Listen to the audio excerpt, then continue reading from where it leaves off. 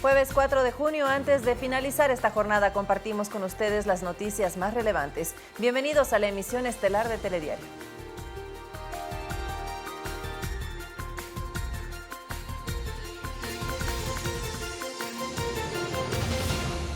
Las instalaciones del municipio de Guamote fueron allanadas esta tarde por personal de la Fiscalía. Se investiga una nueva denuncia de corrupción.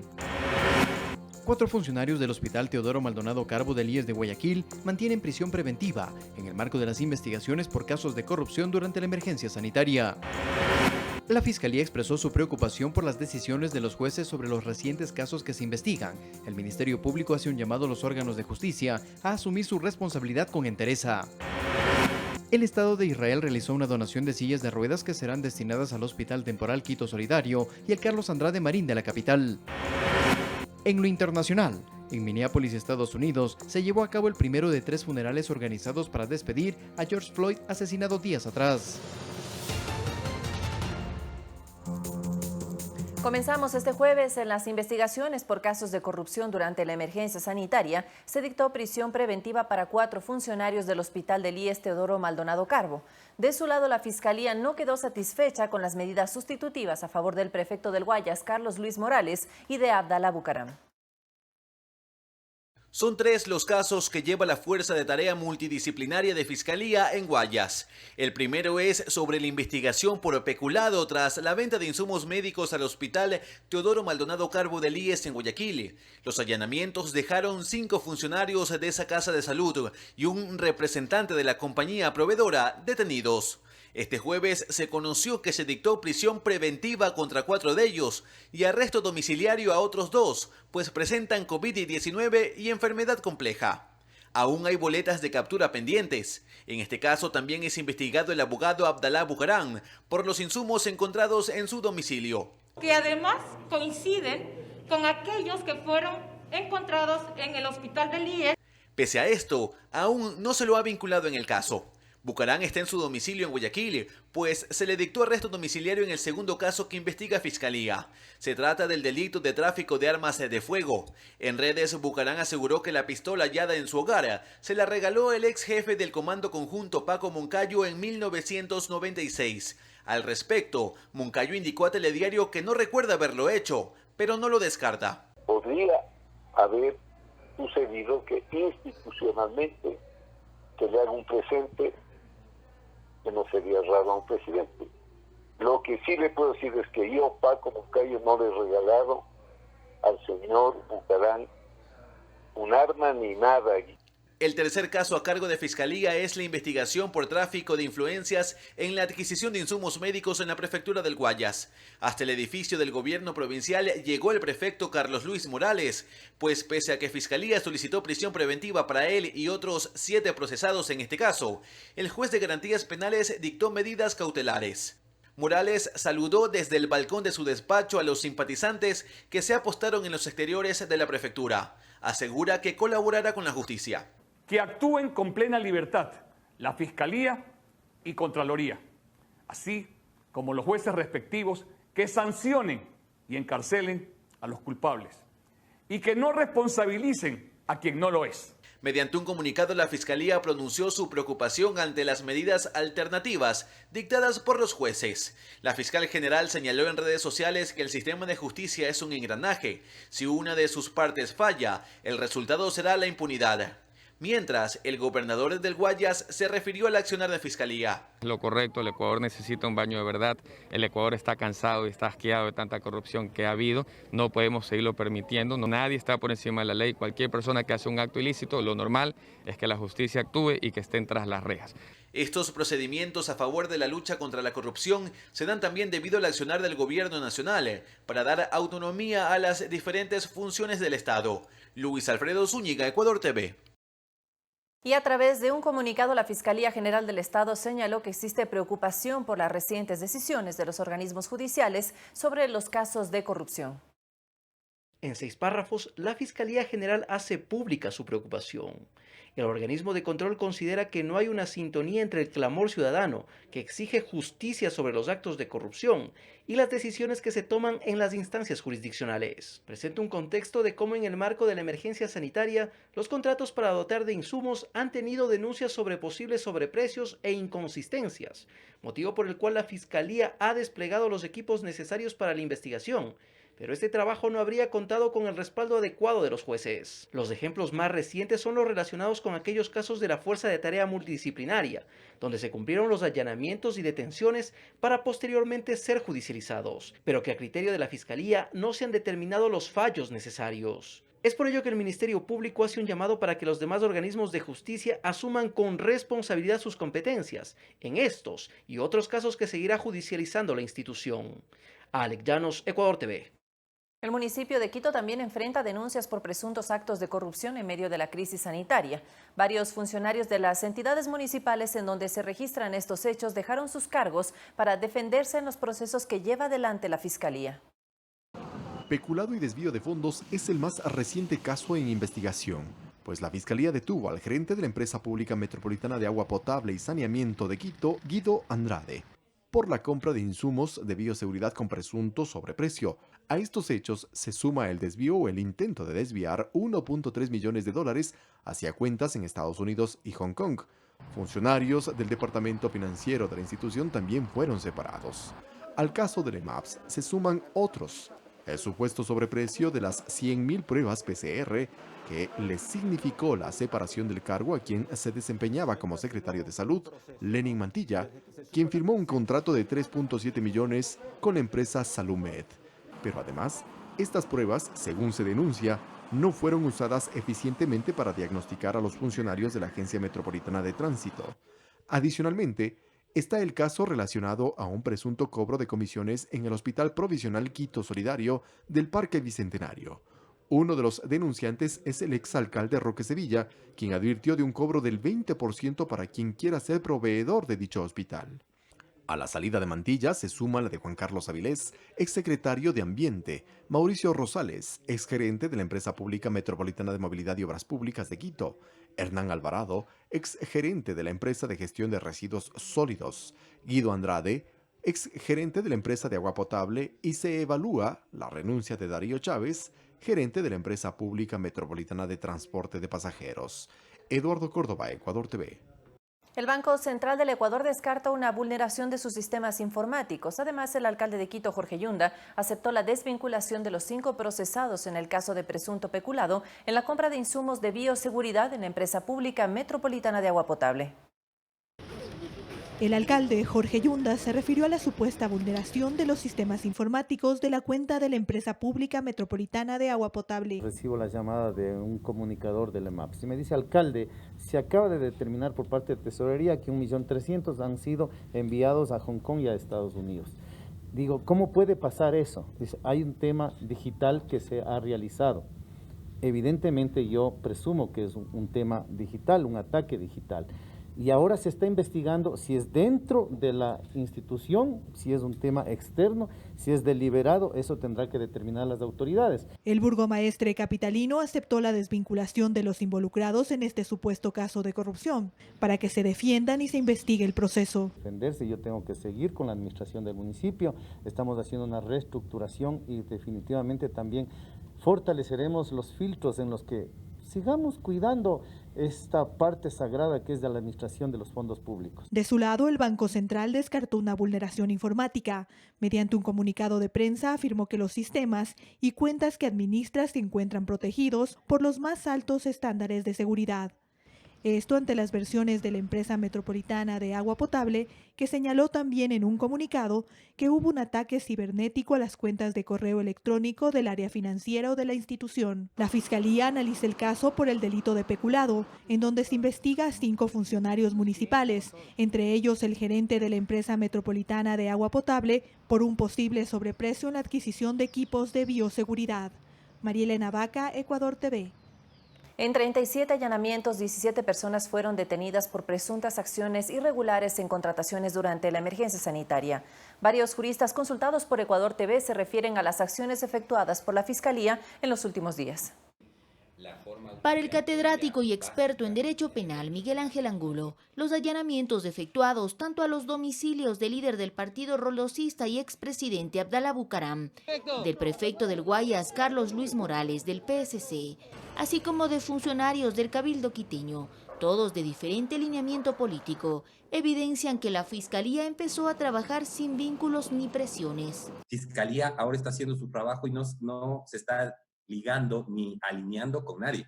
Criterio con el que coincide el penalista Juan Francisco Espina, quien señala que por años existió inacción del Ministerio Público y como consecuencia se generó impunidad. En mis 21 años de ejercicio profesional, no he visto sino a una sola fiscal que se ha puesto los pantalones y que le ha demostrado a sus antecesores que al margen de la presión política se puede ejercer en derecho la actividad de investigación. Ambos manifiestan que recién inició la primera etapa del proceso, la instrucción fiscal, tiempo en el que Fiscalía debe demostrar la responsabilidad de quienes ahora son procesados. Eran prácticamente intocables, no se les podía tocar, no se les podía decir nada porque enseguida o se paraba el caso o cambiaban a la autoridad que estaba llevando el caso. Hay esperanza de que las cosas pueden cambiar y una mujer proba ha demostrado que es posible enfrentarse a cualquier tipo de nivel político y hacer justicia. Ojalá y los operadores de justicia estén a la altura de esta muy buena actuación de la Fiscalía. Hasta el momento, la Fuerza de Tarea de la Fiscalía investiga 45 casos relacionados a posibles actos de corrupción por contrataciones efectuadas durante la emergencia sanitaria. Olga Velasco, Ecuador TV. Y la Fiscalía, a través de su cuenta de Twitter, informó también que el municipio de Guamote, en la provincia de Chimborazo, fue allanado este jueves para investigar supuestos malos manejos de dineros con los que se adquirieron insumos para combatir la emergencia sanitaria. Los funcionarios de la Fiscalía y de la Policía Judicial ingresaron hasta las oficinas administrativas junto a los fiscales para confirmar un supuesto peculado en la compra de desinfectantes. Se llevaron computadoras y documentación. El alcalde de Guamote, Delfín Quispe, dijo que esperará el resultado de las indagaciones para pronunciarse sobre este tema. Mientras tanto, las autoridades del Instituto Ecuatoriano de Seguridad Social presentaron una denuncia en la Fiscalía contra el rector de la UTE, Ricardo Hidalgo, por la retención ilegal de aportaciones por parte de la Universidad Alíes, que suman cerca de 7 millones de dólares. En tanto que exdocentes de esta alma mater denuncian falta de pagos de sueldos y despidos intempestivos. Más de 949 trabajadores habrían sido afectados en sus derechos por la retención ilegal de aportaciones al Instituto Ecuatoriano de Seguridad Social, que alcanzarían una suma que supera los 7 millones de dólares por parte de autoridades de la Universidad Tecnológica Equinoccial UTE. El caso ya está en manos de la Fiscalía. Hemos presentado una denuncia ante la Fiscalía contra el mayor deudor de la provincia de Pichincha, que es la Universidad Tecnológica Equinoccial. Debe un valor total de 7.238.907,14 centavos. Según Andrés Campaña, director provincial del IES en Pichincha, se acordó un convenio de pagos de aportes atrasados con la universidad desde inicios de año que han sido incumplidos por parte de las autoridades de la UTE. El primer convenio es un convenio a 24 meses, firmado el 18 de febrero del 2020 por un valor de $3.193.117,21. El segundo convenio por un valor de $342.613,4 y que también hasta el momento se encuentra como no cancelado. De ahí que Campaña aclara que el incumplimiento de aportaciones a la seguridad social es sancionado hasta con 3 años de prisión por afectar los derechos de los trabajadores. Y también hay una afectación a largo plazo, que es una afectación a los afiliados, los jubilados, los pensionistas. A ello se suma denuncias de despidos intempestivos desde el año 2016 hasta la presente fecha, cuando se habrían separado a más de 400 docentes y personal administrativo de la UTE. Nosotros venimos con este problema de impagos desde hace más o menos 3 o 4 años. No puedo hacer un préstamo quirogafario que necesito para comprarme una vivienda. Y en muchas ocasiones compañeros que han asistido al Seguro Social no les han dado la prestación de salud necesaria. Desde abril del 2019 no están cancelados mis aportaciones, ni tampoco el préstamo quirogafario. Sobre este tema, el Departamento de Comunicación de la UTE afirmó que se emitirá un informe en las próximas horas, en tanto que la autoridad del IES recalcó que se investiga a otras universidades del país por la retención ilegal de aportaciones a la seguridad social. Santiago Tello, Ecuador TV. Dos analistas políticos recalcan la importancia que los distintos entes de control den celeridad a las denuncias de corrupción que involucran a exfuncionarios públicos para que el Ecuador pueda recuperar los 70 millones de dólares que fugaron del país, producto de actos ilícitos cometidos en el sector.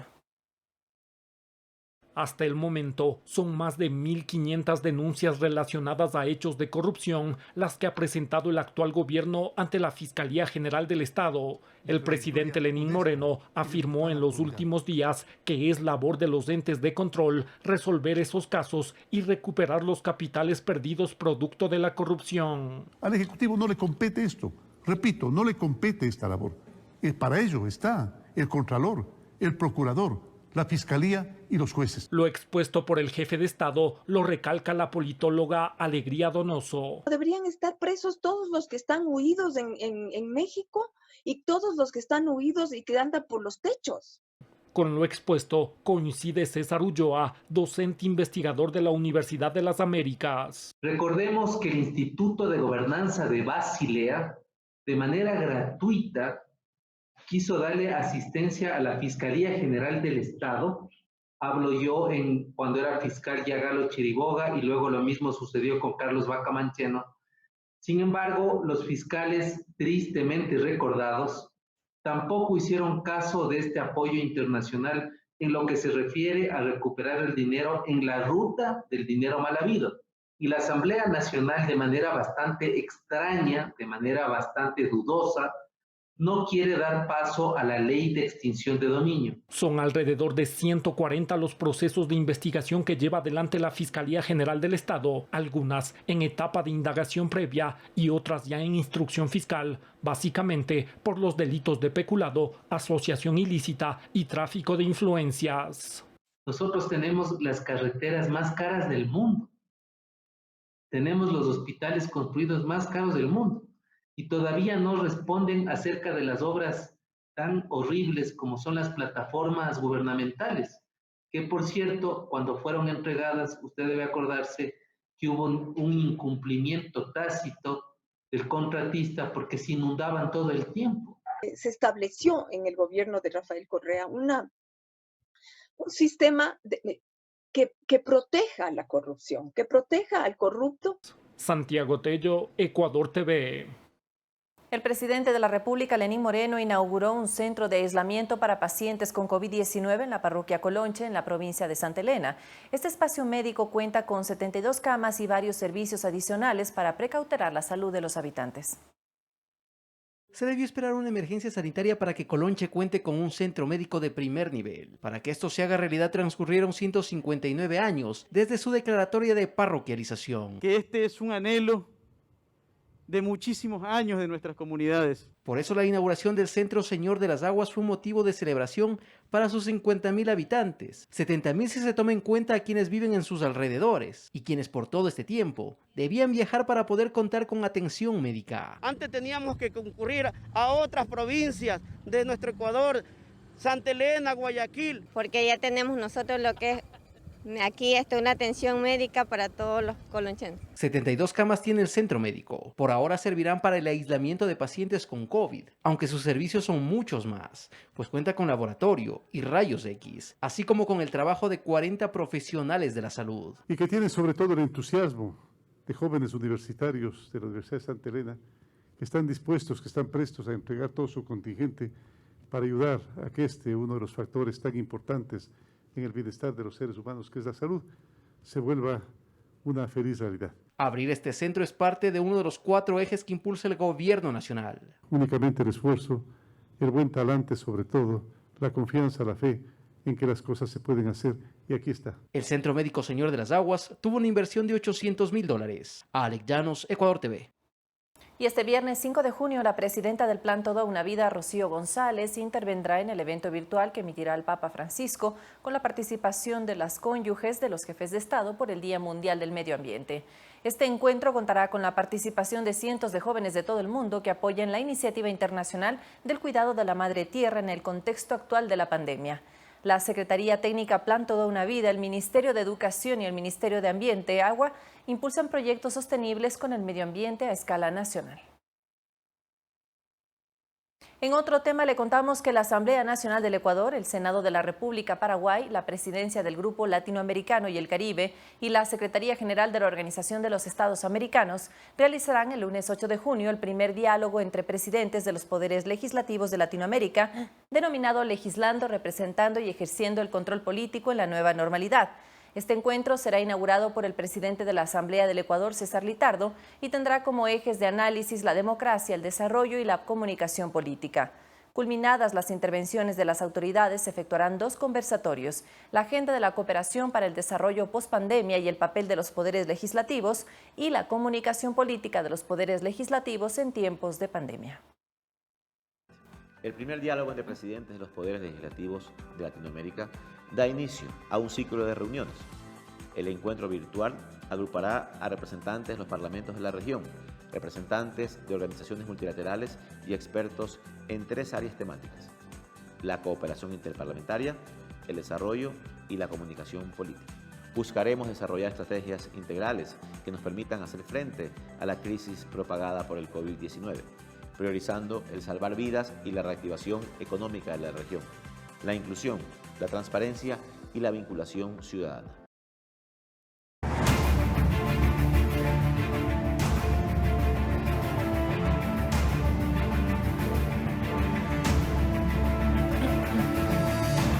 Continuamos. El Centro Histórico de Quito poco a poco retoma su actividad comercial, aunque los centros comerciales de Al Ahorro permanecen cerrados. Las ventas informales se toman las calles. El centro histórico es uno de los puntos de mayor comercio en la capital, y así lució durante el segundo día de semáforo amarillo. Los usuarios ya recorrían locales y en algunos había filas respetando la distancia. El alcohol y tela para hacer los trajes, mascarillas. En la mayoría de estos se han adoptado medidas de bioseguridad como la desinfección de manos y la toma de temperatura corporal. Nosotros convocamos apenas a 12 personas somos un total de 70 trabajadores. Hemos abierto solamente 2 locales aquí en el centro de las 9 sucursales que tenemos. En otros son más estrictos con la desinfección de la vestimenta de cada cliente o el bloqueo del acceso y la colocación de una vitrina al ingreso. Sacamos esta vitrina a la parte de acá para que los clientes no puedan entrar y bueno, les enseñamos aquí cualquier producto que deseen y se les pone un poquito de alcohol. Hay quienes atienden con la puerta semiabierta por temor a un contagio. Estamos esperando los parámetros necesarios para poder brindarle una buena atención a los clientes. Mientras cada quien porte un granito de arena, vamos a estar bien. Luego del cierre por casi 3 meses, las ofertas son las de estrategias de venta. Hay mercaderías que se pueden hacer eso, otras que no. Con los mismos precios normales anteriores. Los centros comerciales del Ahorro, al igual que otros locales colindantes, permanecen cerrados. Miguel, estamos hablando siquiera de unos 1.600 comerciantes. Algunos han desalojado, de pronto no tienen para cubrir el arriendo. Tania es dueña de uno de los locales cerrados. Sí, tengo un local de comidas adentro. Nos abrirán tal vez el 18 de este mes. Señala que la falta de dinero y las deudas le obligaron a salir. Inventado en hacer unos pollitos broster. Uno de los problemas es el aumento de las ventas informales sobre la calle Chile. Comercializan todo tipo de productos, desde mascarillas hasta comida. María es madre de 5 y la encontramos vendiendo mote con fritada. Estamos sin comida, yo estoy sirviendo y él cobra. También hay menores de edad, pese a que es prohibido, ofreciendo juegos didácticos y otros productos en medio de la denominada nueva normalidad. Valeria Villarroel, Ecuador TV. Y en varios restaurantes de la zona de La Mariscal, en el norte de Quito, se toman estrictas medidas de seguridad. A pesar de que abrieron sus puertas desde el miércoles, hay poca afluencia de ciudadanos, ya que muchos prefieren el servicio a domicilio. La Intendencia de Policía de Pichincha realizó operativos de control de normas de bioseguridad en los restaurantes ubicados en el norte de Quito, control del aforo de hasta un 30%, uso de mascarillas del personal, así como habilitación parcial de las mesas fueron parte de la revisión. Que cumplan con el horario de funcionamiento, que es hasta las 9 de la noche y de ahí pueden funcionar hasta las 10 de la noche con entrega a domicilio. Que tengan alfombras que tienen desinfectante para los zapatos, que tengan en una mesa la división entre al menos 1 metro entre los comensales y que las personas que están atendiendo tengan su mascarilla y sus medidas de seguridad, además de que la toma de temperatura al ingresar. Tuvimos una clausura en una cadena de supermercados por no tener el permiso de funcionamiento al día. En la zona norte de la capital existen 400 restaurantes, pero la comisaría de policía encontró que un 80% continúan cerrados. La gran mayoría de establecimientos se han acogido al servicio de delivery y los pocos que se encuentran abiertos están cumpliendo con todo el sistema de bioseguridad, como son las bandejas de desinfección, los guantes, mascarillas y su malla para el cabello al momento de encontrarse en la cocina. A pesar de que los restaurantes se han preparado con todas las normas de seguridad, los quiteños aún siguen prefiriendo el servicio a domicilio. La demanda ha sido muy baja, pero entendemos la situación y esperamos que entre todos podamos cumplir los protocolos y salir adelante. En Pichincha, la Intendencia realizó 2.603 operativos y se controló a 21.005 establecimientos, entre ellos supermercados, tiendas, restaurantes y mercados. Marielena Vaca, Ecuador TV. Y mucha atención a lo siguiente, las actividades en los gimnasios y espacios de entrenamiento físico están cerrados. Asimismo, los centros de tolerancia, bares y discotecas no se abrirán durante el semáforo amarillo. La Plaza Follo, uno de los puntos turísticos y de entretenimiento de Quito, luce desolada. La Policía Nacional custodia las decenas de locales que están cerrados y otros que empiezan a ser desalojados debido a la crisis.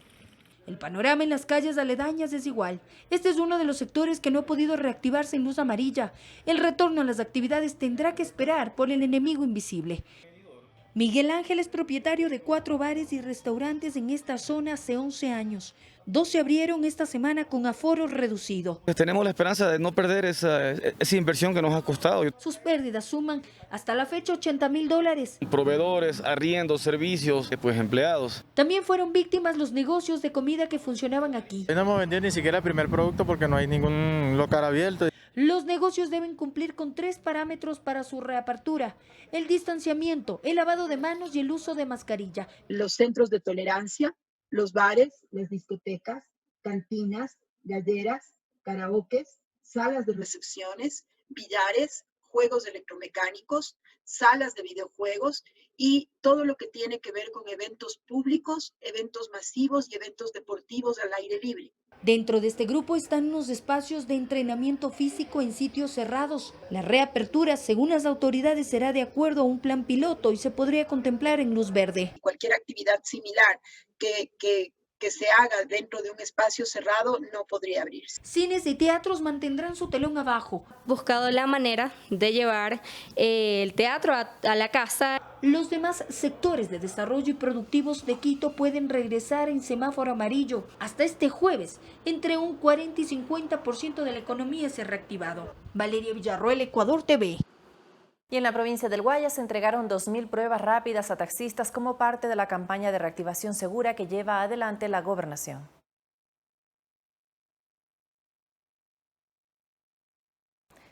También le contamos que se realizaron tareas de desinfección del mercado 9 de octubre en la ciudad de Cuenca tras la detección de casos de COVID-19 en 2 comerciantes que dieron positivo a las pruebas PCR.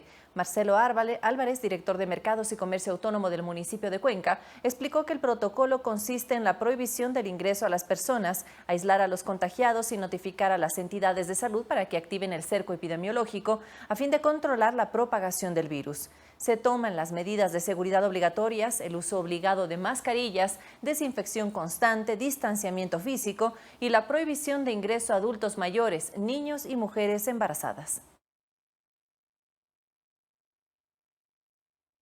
Revisamos otros temas de su interés y le contamos que con la llegada de un avión de la compañía Spirit Airlines desde Estados Unidos, el Aeropuerto Internacional José Joaquín de Olmedo reabre sus operaciones comerciales. Luego de 2 meses y medio, este es el primer vuelo que llega al país después del cierre de sus fronteras por la alerta del coronavirus. Con el tradicional arco de agua, Ecuador dio la bienvenida al primer vuelo comercial internacional que arriba después del cierre de las operaciones por la pandemia. Estamos preparados, en primer lugar, con la esperanza de volver a tener vuelos comerciales en la ciudad de Guayaquil. Creemos que este día es un día muy importante para Guayaquil y para el Ecuador, porque se abren las puertas de nuestros cielos para los nuevos vuelos comerciales. Con 127 pasajeros a bordo provenientes de Fort Lauderdale, Estados Unidos, un avión de la aerolínea Spirit Airlines aterrizó en el Aeropuerto Internacional José Joaquín de Olmedo en Guayaquil. Según las autoridades aeroportuarias, han trabajado varias semanas para implementar los protocolos de bioseguridad, cumpliendo las obligaciones que rigen a nivel internacional. Y que no tengan prueba PCR o que no pertenezcan a los grupos prioritarios como mayores de edad, menores adolescentes, mujeres embarazadas, personas con enfermedades catastróficas, tengan que ir a un hotel. Los otros irán a su casa normalmente. En tanto, los que no estén dentro de estos grupos tendrán que ser escoltados por personal municipal de la Policía Metropolitana, del ATM, de Justicia y Vigilancia y de vía pública a los respectivos hoteles a guardar la cuarentena y el confinamiento respectivo. Hemos adquirido cámaras térmicas para poder tomar la temperatura de las personas en tiempo real de una forma bastante ágil. El pasajero que trae una prueba PCR no se somete a la prueba rápida, que es la que se haría al momento de llegar. Esos pasajeros pasarían directamente al proceso de migración y de ahí ya saldrían. Un trabajo interinstitucional entre el Ministerio de Transporte y Obras Públicas, el municipio porteño, la Dirección Nacional de Aviación Civil y el Ministerio de Salud Pública, con el fin de garantizar la seguridad de los pasajeros. No, a Dios gracias rápido. Como vivieron, me tomaron la prueba, ventajosamente negativa salió. Me dicen que... Mariuxi Buenaño, Ecuador TV.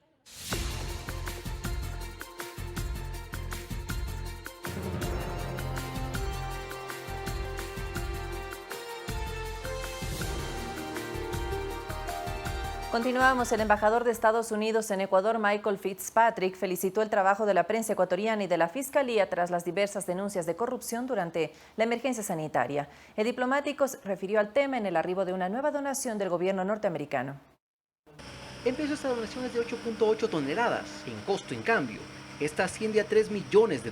Vienen medicamentos como antirretrovirales, medicamentos para gente hipertensa, para gente diabética. Insumos y medicamentos que serán repartidos a gobiernos autónomos descentralizados como el de Puquirí, La Maná y Quito, así como a hospitales como el Carlos Andrade Marín.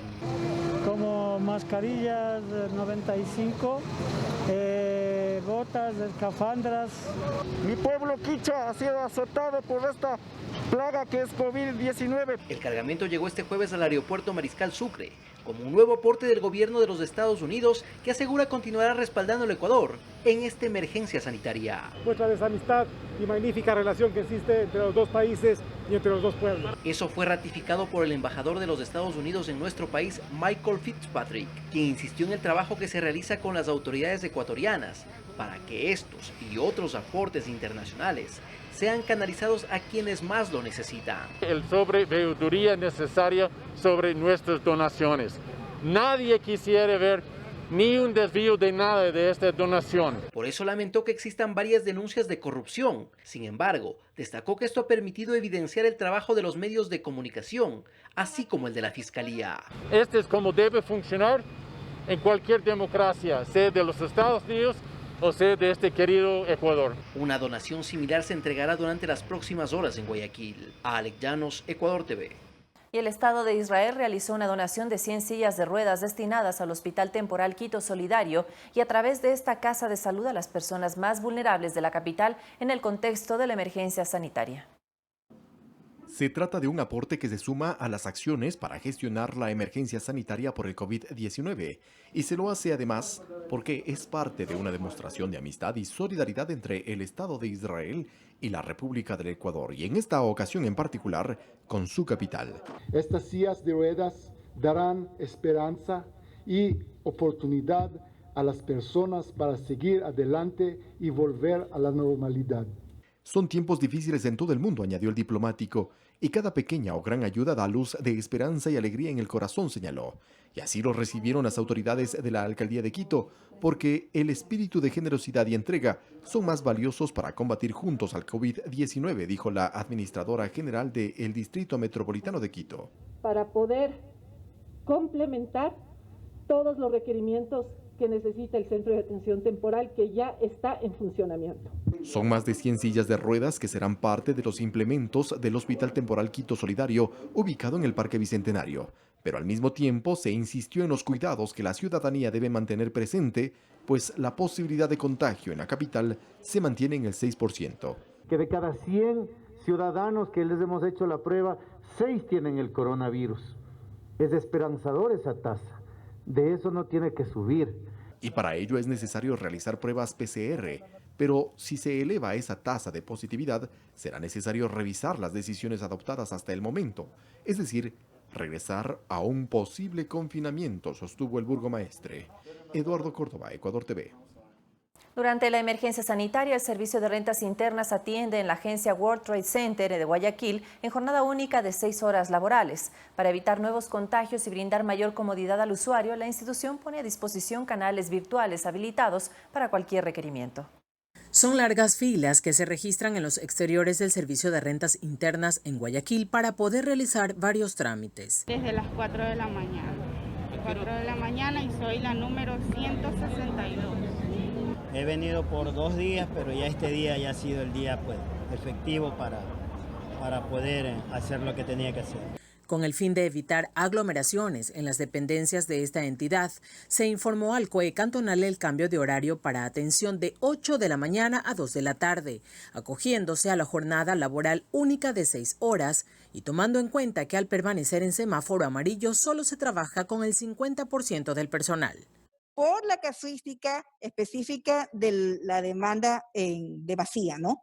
Entonces, yo lo he enviado y nosotros hemos cambiado el horario considerando efectivamente atender y darle una atención mucho más rápida al contribuyente como tal. Para brindar mayor facilidad a los usuarios y evitando posibles contagios, el SRI dispone diferentes canales virtuales con los servicios en línea a través de la página web www.sri.gov.es, con los correos electrónicos tramitesguayas@sri.gov.es y consultastributarias@sri.gov.es, además de gestión documental a través de Kipux. A nivel nacional, ya hemos atendido como 22.000 trámites en estos correos. Y asimismo, por lo que tiene que ver con consultas o dudas del contribuyente, asciende a más de 33.000 consultas en el cual el contribuyente ha podido conocer o se ha podido. A través de la página web del SRI, los usuarios también pueden hacer la inscripción del RUC en línea, informándose de cada uno de los pasos a seguir, además de la obtención de claves. Guadalupe Ayoví, Ecuador TV. Las actividades de las instituciones de los servicios básicos de Quito se reanudaron, entre ellas la empresa de agua potable y la empresa eléctrica Quito, entidades que ya trabajan en la generación de planillas.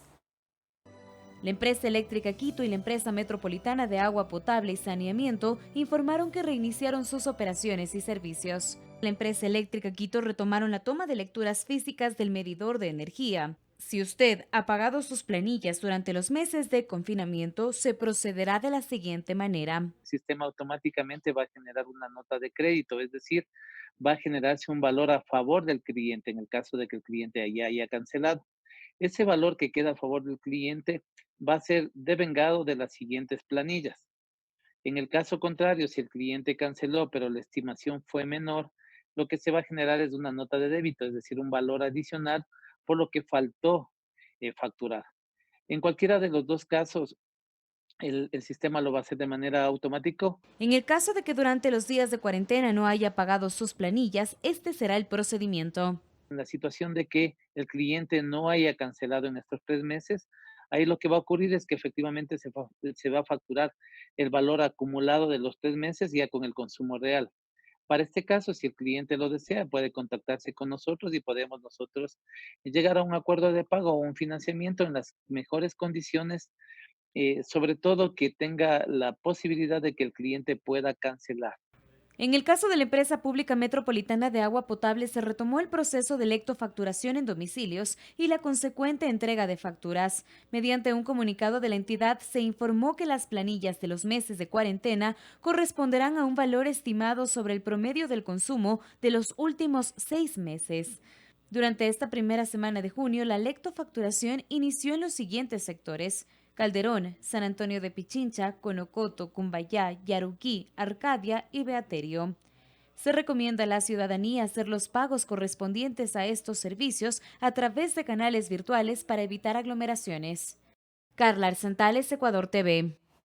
1.143 trabajadores del Ministerio de Transporte y Obras Públicas se reintegraron a sus labores para continuar con el mantenimiento de la red vial, cuyas funciones son el desbroce de vegetación, limpieza de cunetas, alcantarillas, calzada, así como de la señalética horizontal y vertical.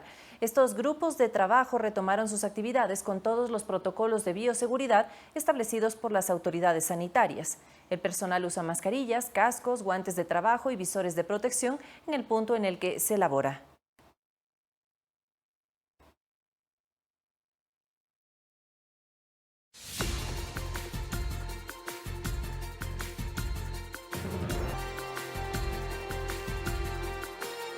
Gracias por seguir en nuestra sintonía. Las organizaciones de la sociedad civil informan que 16 mujeres fallecieron durante el periodo de aislamiento debido a la emergencia sanitaria por el COVID-19. En Calderón, el 3 de junio, falleció una mujer y su presunto agresor se quitó la vida. Organizaciones piden al gobierno trabajar en la prevención de la violencia.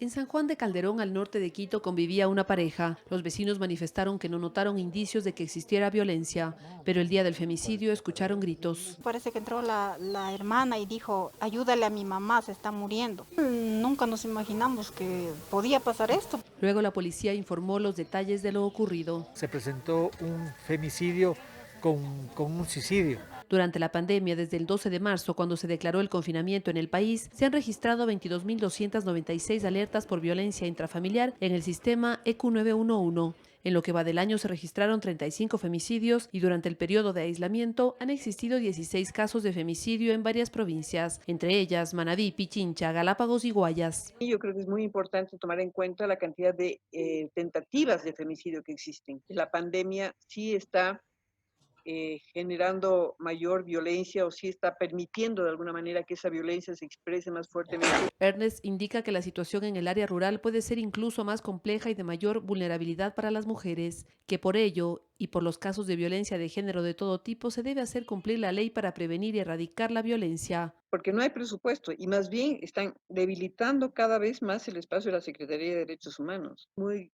contrario a lo que se debería hacer, que sería fortalecer las políticas públicas que están relacionadas al tema de la prevención. Desde 2014, cuando se tipificó como delito el femicidio, Ecuador registra 390 casos. En el 70% de ellos, los agresores fueron personas que tenían una relación afectiva con la víctima. Verónica Rivadeneira, Ecuador TV. El Ministerio del Ambiente y Agua realizará en todo el territorio nacional conferencias y recorridos virtuales por las áreas protegidas, concursos de pintura y fotografía y actividades de reforestación, así como limpieza de las fuentes hídricas para conmemorar el Día Mundial del Ambiente. Este 5 de junio se realizarán 40 eventos para despertar la conciencia de la población sobre el cuidado y la protección de la naturaleza. El Ministerio del Ambiente y Agua, a través de su titular, Paulo Proaño, suscribirá un convenio de cooperación interinstitucional con los representantes del Plan Binacional de Desarrollo de la región fronteriza para el proyecto de construcción del Centro de Administración e Interpretación Bosques de Paz.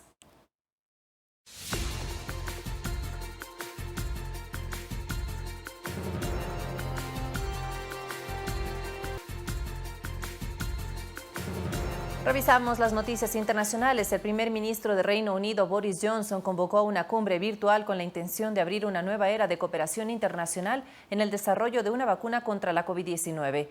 8.8 millones de dólares se recaudaron este jueves para la vacunación de 300 millones de niños en el mundo.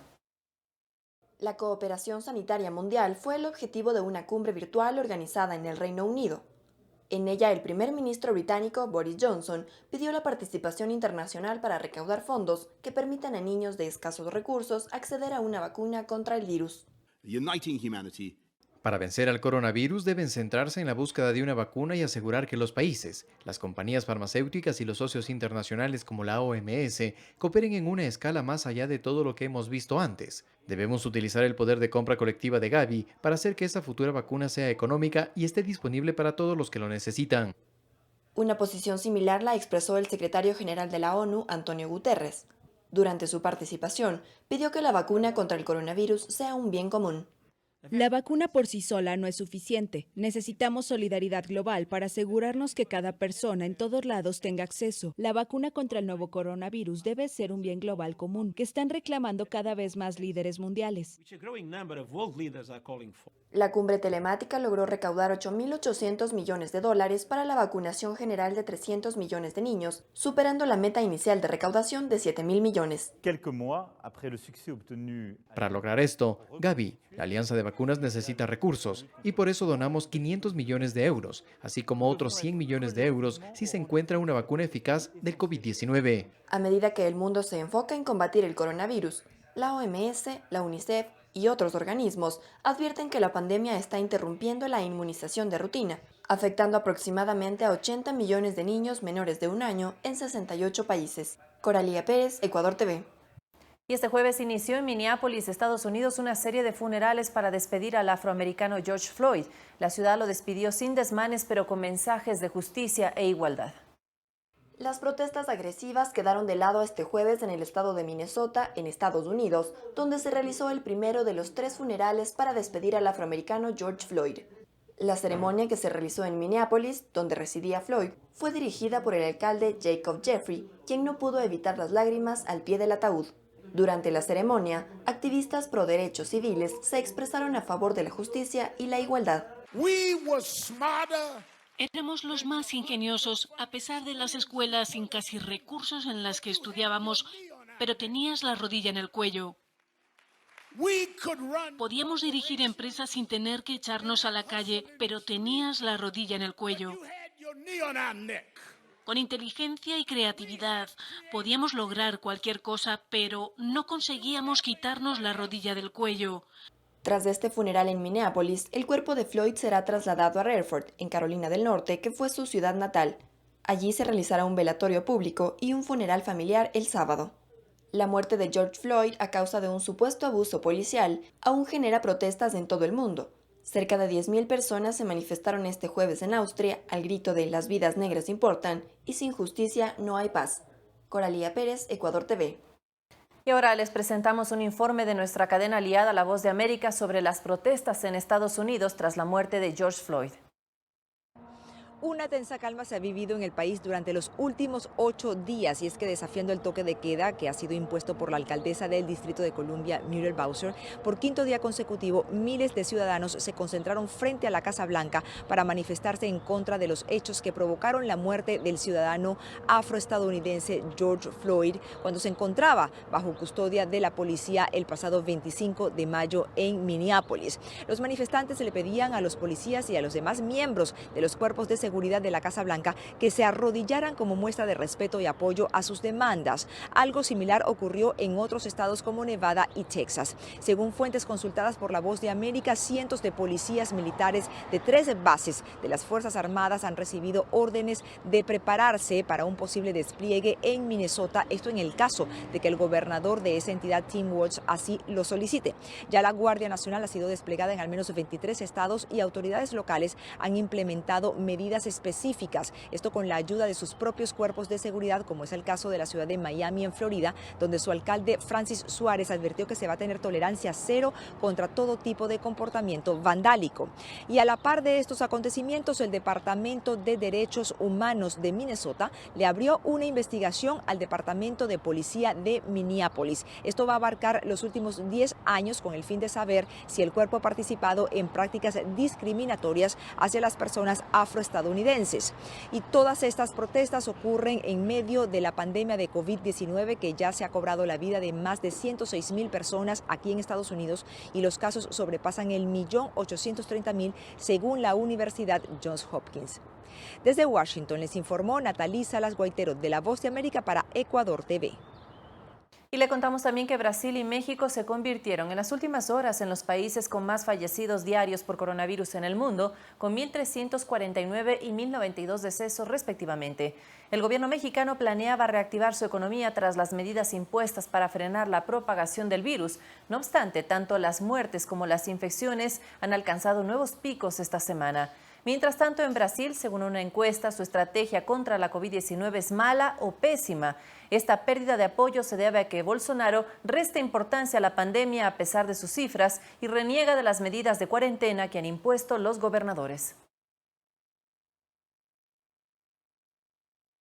Mientras tanto, el Parlamento de Hong Kong aprobó con 41 votos a favor una polémica ley que sanciona cualquier ofensa al himno chino. Fuertes disturbios se vivieron durante la votación de esta normativa. El Consejo Legislativo de Hong Kong aprobó este jueves una polémica ley que castiga con hasta 3 años de prisión y multas de más de $6,000 cualquier ofensa a la marcha de los voluntarios, como se denomina el himno nacional de China. La ley, aprobada con 41 votos a favor y 1 en contra, se votó tras una interrupción de varias horas provocada por el lanzamiento de un líquido fétido por parte de un diputado opositor, al considerar que la votación estaba ganada de antemano por la mayoría. Los gritos y las amenazas no faltaron en la sesión. Me siento extremadamente decepcionado y dolido por el comportamiento de la oposición, pero esto no impedirá la capacidad de legislatura para examinar los proyectos de ley. Ahora solamente falta la firma de la jefa del Ejecutivo, Carrie Lam, un formalismo que se considera hecho ya que esta ley se propuso por las autoridades chinas, que hace tiempo se muestran inconformes por los silbidos y gritos que acompañan al himno nacional, principalmente en los estadios de fútbol. Además, la aprobación de la normativa se produce en un día delicado en Hong Kong, ya que este 4 de junio se cumplen 31 años desde la matanza de Tiananmen, en la que el ejército chino acabó con un número indeterminado de vidas de manifestantes que pedían una reforma política, democrática y el fin de la corrupción. Este año la conmemoración a la fecha se prohibió desde Pekín, alegando motivos de seguridad sanitaria. Coralía Pérez, Ecuador TV. 21 horas en punto, es momento de finalizar esta emisión de noticias. Gracias por informarse junto a Telediario y le invitamos a seguir en la sintonía de Ecuador TV.